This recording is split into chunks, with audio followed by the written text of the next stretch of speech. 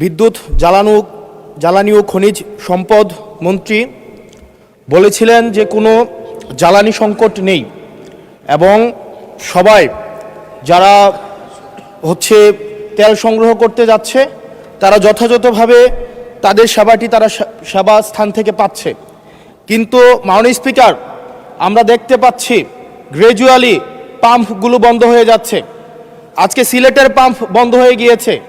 আমরা দেখছি যে রাস্তাতে লাইনের গাড়ির দীর্ঘ সারি এবং আমরা বারবার করে দেখতে পাচ্ছি যে সবাই প্রত্যাশিত সেবা পাচ্ছে না এবং কিন্তু দুঃখজনক বিষয় সরকার এই বিষয়টি এড়িয়ে যাচ্ছে এবং মন্ত্রী এই প্রবলেমটি অ্যাকনোলেজ করার পরিবর্তে মন্ত্রী আগের মতো আমরা যেভাবে অ্যাভয়েড অফ প্রবলেম মাননীয় সদস্য প্রবলেম যেভাবে আমরা অ্যাভয়েড করে যেতাম, মন্ত্রীদের মধ্যে এক ধরনের প্রবণতা দেখা যাচ্ছে যে তারা প্রবলেম অ্যাভয়েড করছে।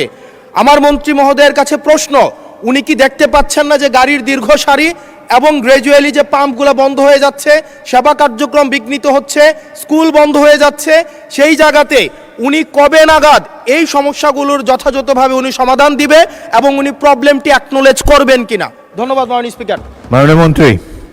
স্পিকার, আমরা প্রতিটি পাম্পে যে পরিমাণ তেল প্রতিদিন দেওয়ার কথা সেই পরিমাণ তেল আমাদের পাম্পগুলোতে সাপ্লাই করা হচ্ছে, কিন্তু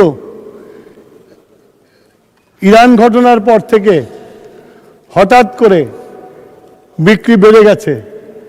বিক্রি বাড়া যাওয়ার ফলে যে পেট্রোল পাম্পে যে পরিমাণে তেল দিতাম একদিন দেড় দিন লাগতো বিক্রি করতে, এখন 2 ঘন্টায় শেষ হয়ে যায়।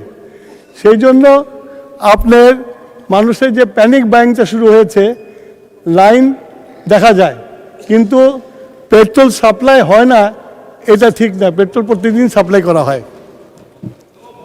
ধন্যবাদ মাননীয় স্পিকার। জনাব মাহবুব উদ্দিন খোকন, নোয়াখালী।